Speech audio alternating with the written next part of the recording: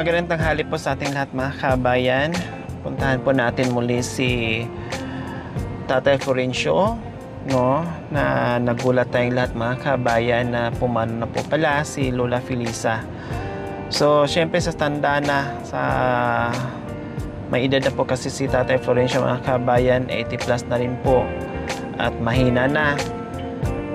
At wala pang kasama mga kabayan, buti na nandiyan yung pamangkin na kahit papaano ay naghahatid ng baon sa kanya araw-araw. So ngayon mga kabayan, napanood ang ating buting sponsor, pinabalikan at pinabigyan ng grocery. Kaya nandito tayo ngayon para mag-grocery, para ihatid natin mamaya kay Tatay Florencio. Kaya tara mga kabayan, grocery po muna tayo.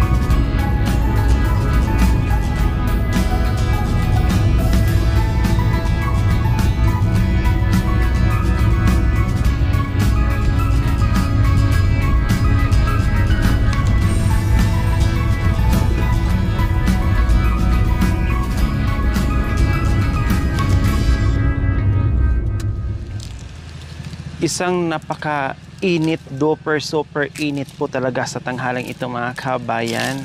Pero hindi natin yan iniinda. Talagang sinusugod natin yan, yung kainitan, kaulanan, lahat, kabundukan mga kabayan. Pag ang biyaya na talaga ay nasa atin, no, talagang aalis ang buong team para ihatid yan doon sa mga taong lubos ng ilangan. Kaya sa tanghaling ito mga kabayan, mukhang meron akong naririnig na kumakanta. Hindi ako sure kung si Tatay Florencio yung kumakanta. Puntahan natin. Kasi yung tinambayan niya kagabi mga kabayan, napakainit. Kaya sabi ko dito sana siya banda maglagay ng duyan o dito siya banda magtambay. Kasi napakainit talaga doon sa hinigaan niya kahapon. No? Kaya ngayon, tara, balikan natin. Sana hindi pa siya nakuha ng kanyang mga pamangkin. Kasi nga po, last time ay dalawa po atang pamangkin niya na gustong kumuha sa kanya. Siguro naisip ng pamangkin niya na doon na lang para at least maasikaso. Hindi na siguro mahasil hatid-hatid araw-araw ng pagkain. At least doon nakikita nila bukod bon sa paghahatid yung tipong nandyan sa kanila para at least mamonitor, makita kung ano mangyari. Like dito, mag-isa lang siya. Baka masubsob or madulas or matulisod. Hindi natin alam yung mga pangyayari. Pero wag naman sana. Kailang, syempre mag-aalala tayo. Kaya tara, puntahan natin.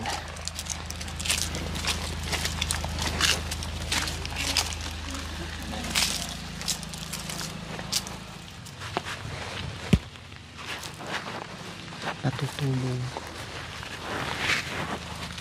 Tao po. Hi, Tatay Florencio. Good afternoon. Akala ko po walang tao. Kailang meron akong narinig na parang may kumakanta. Sabi ko baka si Tatay Florencio yung kumakanta. Yun pala, natulog ko'y kapitbahay po pala ang kumakanta. Hindi po pala kayo. Kumusta ang tanghaling tapat? Kumusta ang napakainit na tanghali ngayon? Diyos ko, Tatay Florencio. Grabing init po talaga sa tanghaling ito. Sige, gusto po kayong mag-short po muna? O, sige po, mag-short po muna kayo. Ganyan na. Kasi napakainit ni tatay. Dito tayo, oh. Ang init ni tatay. Para makarelax man lang siya dito. Mag-short po muna kayo, Tatay Florencio. O, kumusta? Tatay Florencio, nadala po kayo kanina.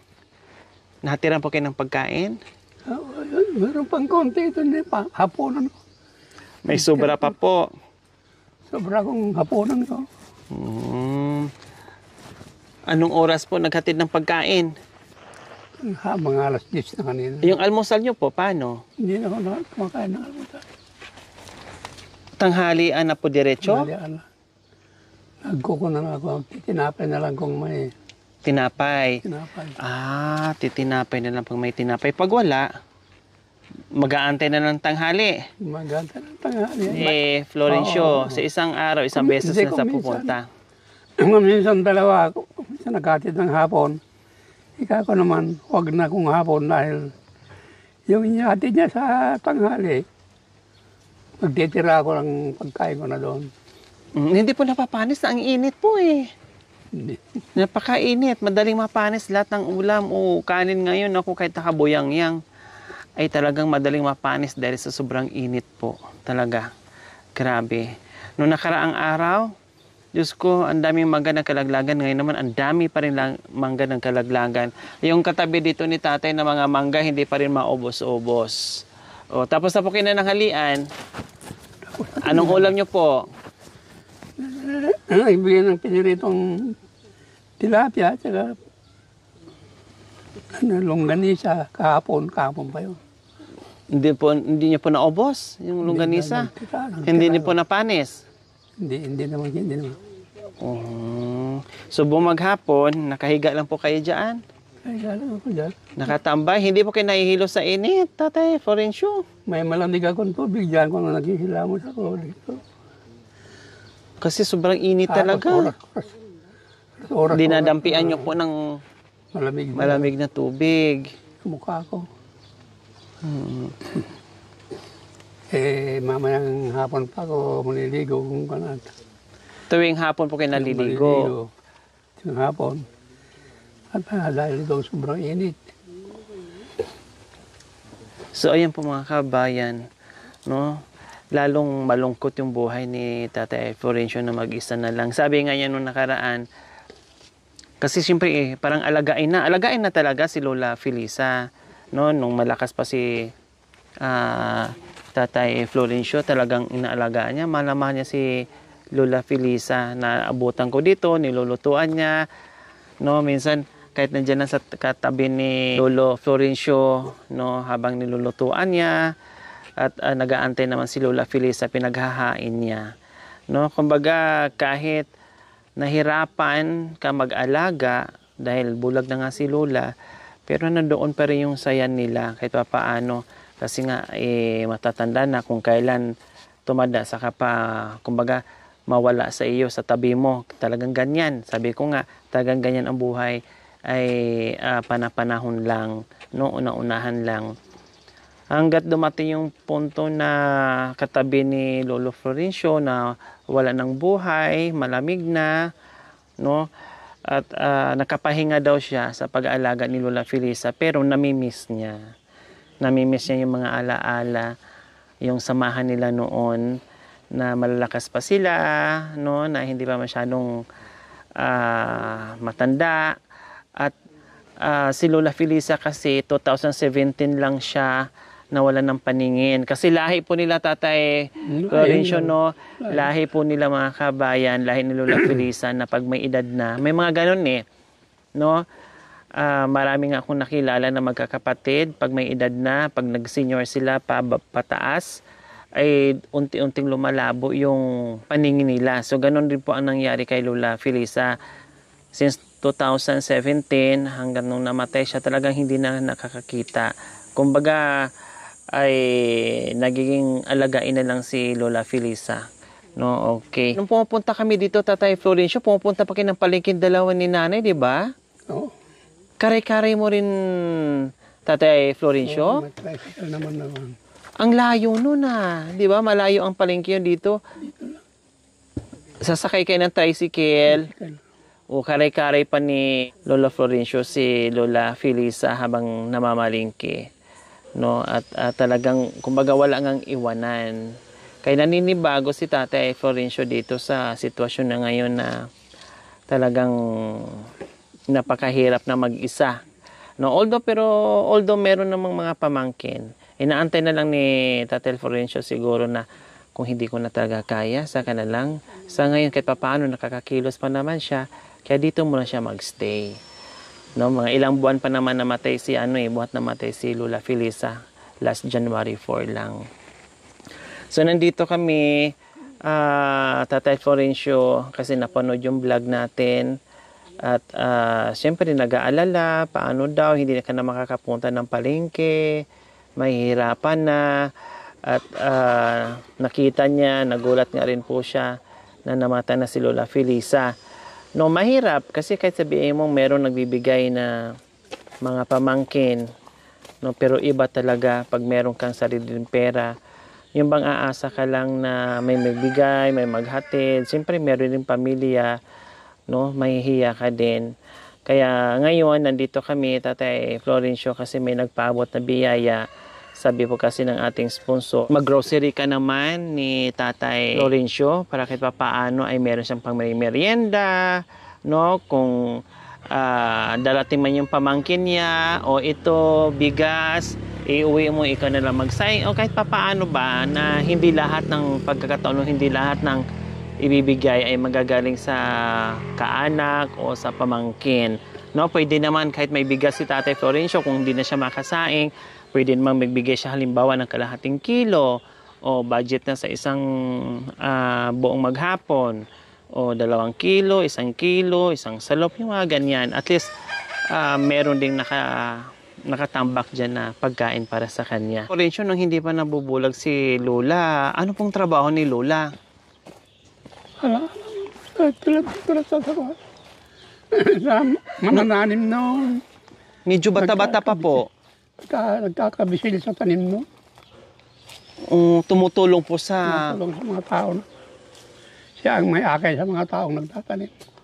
Yun po yung trabaho niya. Kumbaga, kung halimbawa, nasa palayan kayo, nasa palayan din po siya, magtatrabaho din po siya. Oo, kami doon. Kaya mahirap eh. Bakit nasabi niyo po, Tatay Florencio, na mahirap? Dahil kung hindi kami gagalaw noon, talong wala pa yung mga reaper. Nagigigapas kami. Nakakarating kami ng Talavera, nagigigapas. Ang layo po nun. Nung ipinapalong na. Ang layo po nun, Tatay Florencio. Tama po yun. Yeah. Dati wala pang machine. Wala pang reaper noon eh. Opo. Pero ngayon, nagiging malaking epekto po, Tatay Florencio. Kasi siyempre dati puro mano-mano, may mga trabaho yung mga gagawa, yung mga tao, may mga trabaho. Ngayon ay parang nabawasan na dahil puro machine na lang ang ginagamit sa palayan ngayon. Pero mas napabilis yung paggawa nila. Paggagapas o pag-aani. Yun nga lang, medyo nabawasan ng mga trabahante. Kaya marami din nawalan ng trabaho dahil nakaasa na sa machine para mabilis na. So, ayan po pala mga kabayan, no, napakasipag din pala nung bubuhay nung kabataan pa ni Lola Felisa. Hindi kami nagpapabaya sa kon namin. Hindi kayo maasa, Tatay Florencio, talagang gumagalaw kayo. Hindi, ma'am.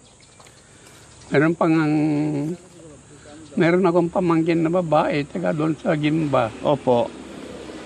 Na nung nag-graduate ng elementarya sa Gimba, dito gustong mag-aral ng high school sa Likab. Wow. 4 na taon na pinag-aral ko yun. Nakapagtapos po. Awa ng Diyos man nakapagtapos. Nung nakapagtapos, wala na. Hindi na kami kilala. Apo niyo po mismo, Tatay? Pamangkin ko. Anak ng kapatid ko. Pamangkin niyo po. Pero ngayon po, alam po niya ngayon ang sitwasyon niyo po, Lolo. Alam niya. Nabulag yung antin niya. 2017, di man lang dumalaw. Namatay, nakapurol niya. Kahit nung namatay po, Tatay Florencio, hindi po nakapasyan. Hindi siya dumalaw. Kaya ako wala akong magagawa yun. Gusto nila talagang baka tinakper na kaming kamag-anak. Di, ano nga. Yun ang gusto niya. Anong trabaho po ngayon, tatay? Hala, pagsasaka rin. Tatanim sila ng pakwan. Oh, maganda po ang kita sa pagwan, tatay Florencio. Itong nakaraan daw, itong Disyembre na, gamito daw sila ng 2,000 eh. Opo, malaki po ang Isang butil na kita. pakwan, di mo lang nakapag-bigay niya na. Dahil yung mga kapitbahay niya doon, kamag-anak din namin, nagpupunta sila rito. Di mo lang kayo, yagtid doon na nialoy ng pakwan. Umani sila, tumama sila ng pakwan, ikaw ng pamangkin ko isa.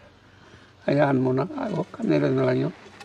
Kumbaga, tatay Florencio, lumuha kayo.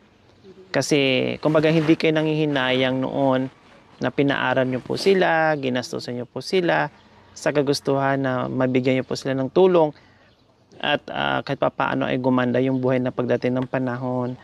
Ang sa inyo lang po, parang nakalimutan na po kayo kahit malang uni-huniha. Hi, kumusta kayo dyan? Yung ganun lang po.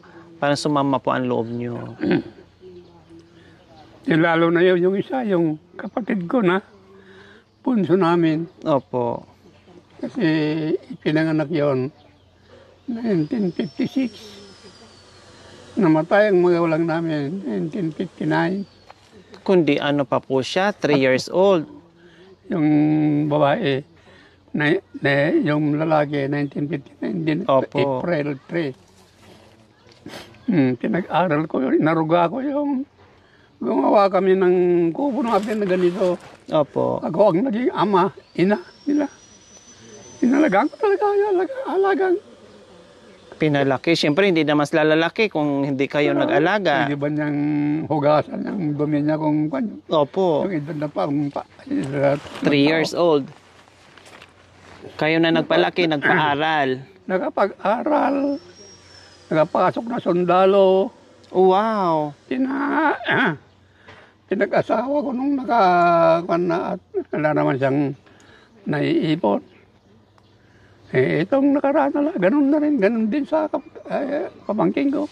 Hindi rin po nakadalaw dito, tatay? Nagbigay lang ng 5,000 daw sa mga pamangking ko rito. At nagpunta sila doon. Kaya yun nagagawa.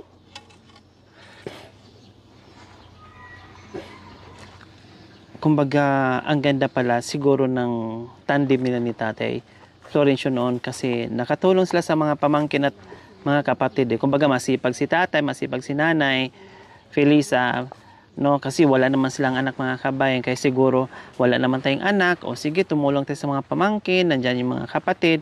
Kumbaga, nilubos-lubos yung pagmamahal. Wala silang anak, parang trato nila ding mga anak, no? Kailang hindi talaga maiwasan mga kabayan, no? Tulad ngayon napaluha, napaiyak si Tatay Florencio kasi sasama talaga ang loob mo sa lahat ng bagay. Kumbaga gagawin mo lahat ng bagay para lang makatulong ka, makapagbigay ka, paaralin mo sila, alagaan mo sila, arugain mo sila, lahat gawin mo. And then ako kasi pag para bang walang niho-niha kumbaga. No, kamustahin mo man lang, magbitbit ka man lang ng isang balot na tinapay. Naku, napakalaking tulong na yun. Hindi naman tayo, kapag tumulong tayo, hindi naman tayo nag-i-expect ng kapalit. Pero, kahit man lang yung pagmamahal, ang ibalik, isukli mo doon sa mga taong nag-aruga, nagpalaki, tumulong, yun na yung magandang kapalit doon. No, hindi naman tayo nangihingi ng pera kapalit doon sa mga sakripisyong binibigay natin, tinutulong natin. Respeto at pagmamahal lang ang pwede nating maiganti doon sa tulad ni Tatay Florencio. Di ba? Kaya ganun po yung mga kabayan. Kaya hanggang ngayon dala-dala ni Tatay Florencio yung tampo, kumbaga, no, kung bakit ganyan ang nangyari sa kabila ng lahat. So, okay, tama po yung Tatay Florencio. Bahala na si God sa kanila. Opo, sa'yo na lang ako. Opo. Bahala ng Panginoon sa kanila. Akong pupunta rito yung pinsan kong tigay sa pila. Sasama ako. Kaya hindi na ako uwi dito. Ganun na rin eh. Opo. Kasi sa haba ng panahon, sa tagal na panahon na pinaramdam po sa inyo. Wala naman kwenta sa akin ng mga yan. Doon na lang ako Dahil alam ko naman na may pagmamahal sa akin yung mga yun. Dahil nung araw kasi, iniibig ko yung mga tao na yun. So talagang pagsunduin po kay Tatay Florencio, talagang magde-decide na kayo. Pag once na nasundo kayo, wala nang balikan. Baka ganun na lang. Kasi naramdaman nyo po talaga hanggang ngayon sa pagtanda nyo na kailangan nyo po sila, ay hindi sila nagpupunta rito. Siguro kung ako din ni Tatay Florencio, din po ang gagawin ko. No? Ibig sabihin po mga kabayan, may mga taong nasa malayong lugar na kaanak mo, yun yung totoong may malasakit, pagmamahal. Kasi nagbigay sila ng sakripisyo, ang layo dito, kukunin na si tatay. And then alam naman nila na alagain na si Tatay Florencio. Hindi biro yung mga kabayan. Meron pa sa kuya po, kumukuha sa akin, pero hindi muna. Doon sa barangay nakakapasan. Parang dalawa po sila nakaanak nyo ang gustong kumuha sa inyo, Tatay Yung mga Florencio. pamangkin ko sa apo ko sa bundok, sa Talugtog. Oh, dito na lang titira. Ay, maganda po yung sa bandang Talugtog po, Tatay. Dito na lang kayo titira po. Gagawa kami ng kubo nyo. Dito na ito. Kami na ang bahala sa buhay pagkain ninyo. Oo, basta may araw na pag-iisipan ko yan. Opo. Pero may araw na darating tayo dyan kako na malata.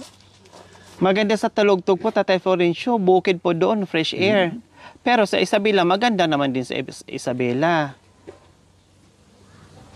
Bahala na po kayo kung alam nyo kung saan po kayo komportable. At yung talagang kaya kayong mag-alaga sa inyo hanggang sa dulo ng walang hanggan. Na kaya kayong alagaan. Yung Isabela ang gusto ko dahil makalayo ako dito sa mga... Sa bagay, tama po kayo. Naintindihan ko po yung ano ni Tatay Florencio. Tama nga naman siya. Naramdaman niya na parang itinakwil, wala na siyang kwenta dito sa mga kaanak. Kundi lalayo na lang siya, pupunta lang sa isang lugar na kahit bago sa paningin niya, kung meron namang nagpaparamdam sa kanya na pagmamahal, doon siya. No, kumbaga, anong gagawin ko dito sa lugar ko? Mas maganda lang lisanin ko na lang at doon na lang ako titira, lalayo dito. At least, alam ko na may tao doon nagmamahal sa akin. 'Di ba? Kasi dito, nandito ako, nakapaligid ng mga kaanak. Kung kailangan ko, ni isa wala. Kundi lalo kong masasaktan. 'Di ba? Hindi ba rin pupunta ako sa isang lugar na kahit wala akong kaanak, kahit mamatay ako mag-isa? Opinion ko po yun na mas gugustuhin ko pang tumira sa kabundukan na walang kapitbahay, walang kaanak. Hindi ba rin mamatay ako mag-isa doon na walang mangialam sa akin, walang pakialam sa akin. Kasi maintindihan ko mag-isa lang naman ako doon Wala namang magsaklolo sa akin. Unlike yung nakapalibot yung mga kaanak mo, no, nilangaw ka na dyan, namahaw ka na dyan, walang dadalaw sa'yo, walang nihuniha sa'yo. Huwag na. Mas lalo ka masasaktan ko. Tatay Florencio, nandito po kami. Dahil nagpaabot po yung ating buting sponsor. Walang iba kundi si Ma'am Sally Mustang from Colorado, USA. Nagpaabot po siya mga kabayan ng 11,100. Then, dalawang pamilya ito mga kabayan, si Tatay Florencio and Lula Lolita. Then, meron din si Mami D. Tapos, meron din ang team. Ang para kay Tatay Florencio ay 4,000. So, ang sabi po niya, grocery natin. Ito, may grocery na tayo. Tapos, sabi ko kasi, ay hindi na nagluluto si Tatay Florencio. Ang binili ko na lang po mga kabayan ay tulad nito, biskwit kasi kailangan talaga ni Tatay Florencio. Lalo na sinasabi niya na hindi na siya nag-almusal.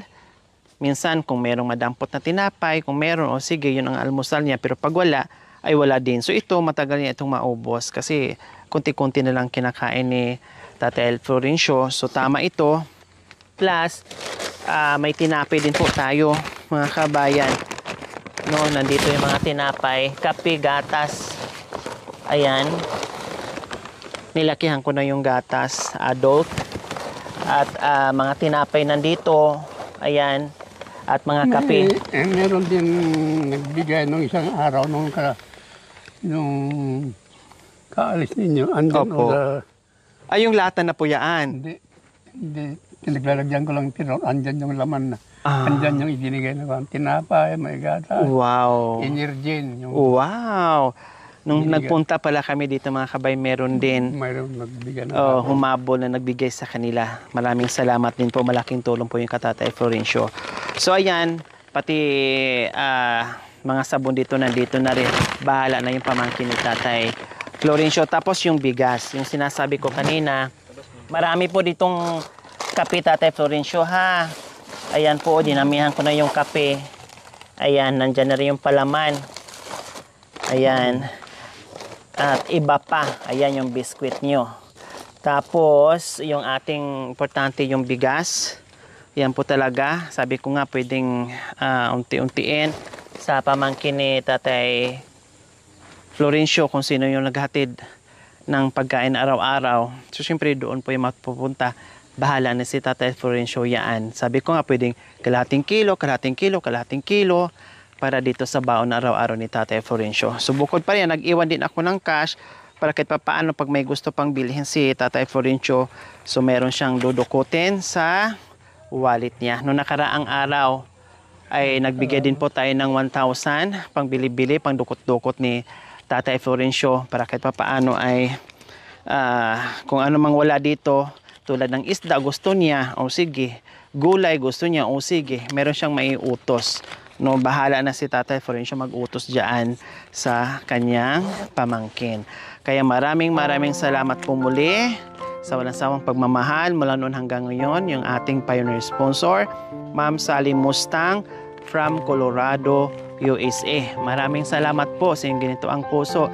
Nawa ipagpalain po tayo ng Panginoong Diyos araw-araw. Nawa ibigyan po tayo ng kalakasan ng katawan sa araw-araw. Nawa ibigyan po tayo ng mahabang buhay. Pang sa ganun, marami po tayong matulungan na gaya nila. Salamat ma'am. Ma'am Sally, sa mga binigyan niyo. Malaking bagay na ito sa akin. Mamaya mag-iisip naman si Tatay Florencio. Sabihin niya, buti pa yung ibang tao na hindi ko kano-ano nakakarating dito yung tulong nila. Sabi ko sa isip ko, buti pa yung ibang tao. Alam nila tumulong sa may hirap na tulad ko kaysa sa iba na walang iba-iba. Hindi man ako madalaw ng mga inaalagaan ko ng mga tao. Kaya kahirap. Opo, di ba? Kumbaga, ang tulong galing pa sa napakalayong lugar pero nakarating dito na hindi kaano-ano ni Tatay Florencio. Yung pangkaanak mo na nandiyan lang, kaya mong kalabitin, no, ay nandiyan na kaagad. Pero yun pa yung wala sa sitwasyon. Lalong-lalo na ngayon na kailangan talaga ni Tatay Florencio yung pagmamahal ng kaanak kasi ay mahihina na. 'Di ba? Kung noon kaya natin o bahala, kaya naman nilang magbanat ng buto, kaya pa naman lang kumilos, kaya pa nilang magtrabaho, okay lang. Ang ginasakit ng loob ko talaga ma'am yung pamangkin kong at kapatid kong nasa Gimba. May sasakyan naman sila. Oo, yun naman po pala. May sariling tricycle, may sariling kotse yung isa. Oo. Anytime, pwede po kayong dalawin, pasyalan. Hindi mo lang nakadalaw. Maiksi na lang kamo ang buhay, ang panahon. Sinasakit ng loob ko. Nung nagpunta sa mga pamangkin ko rito na hihingi kami. Kaya nyo nakagawag ako. May raraos natin yan. Tiyantin ko ako. May lilibing natin yan na hindi pera nila ako. Okay, so ayan po Tatay Florencio ha. Mag-ingat po kayo palagi dito, huwag kayong mawalan ng pag-asa at bahala na si God, no? Hahaba pa ang buhay nyo. At kung maka-decide na kayo na sa Isabela po kayo, tama po yung decision nyo. Sana mapagpasyahan nyo na papayag na kayo, no? Pag once na kinuha kayo ng mga taga Isabela, mas pakiramdam ko po ay mapabuti po kayo doon kasi meron talagang tututok, hindi yung maglalakas loob, no, kukuha sa inyo kung hindi yung siya ready para sa sitwasyon nyo. Diba, Tatay Florencio? Oo. Okay. Buhay pa yung kasama ko noon dito sa bahay. Kinukuha na kami. Oo, noon pa pala. So, pero nung namatay po si Lola Felisa, nandito po sila. Hindi sila nakarating, nagpadala na lang. Okay, sige po. Sa mga kabayan, huwag niyo pong kalimutan, paki-share, subscribe sa aking YouTube channel, Lori Aquino Talita. Maraming salamat po. God bless us all. Bye po, Tatay Florencio. Thank you for watching. Don't forget to like, share, and subscribe.